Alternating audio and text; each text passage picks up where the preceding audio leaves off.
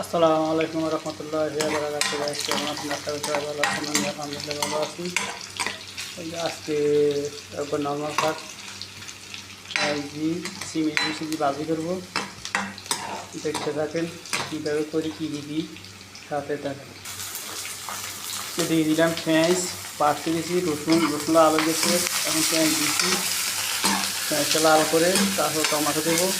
Tomato দেওয়ার পরে মরিচ, লবণ, মশলা দিই, পানির সাথে গুলছি। এই যে গোলা, এগুলো এর সাথে দিয়ে দিন, পেঁয়াজ দিয়ে শুধু সাথে দিয়ে দিন।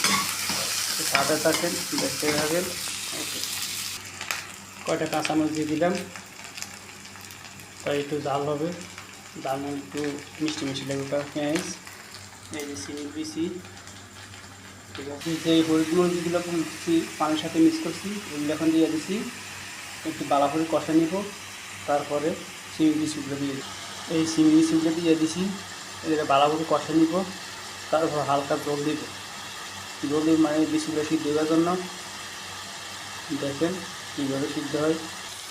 ভালো করে কষানো হয়ে গেছে, এখন সামান্য পরিমাণ পানি দিয়ে দিব। এখন দিয়ে দিব টমেটো।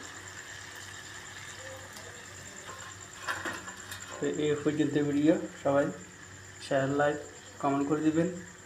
ফেসবুকে দেখলে লাইক শেয়ার করে ফলো করে দেবেন।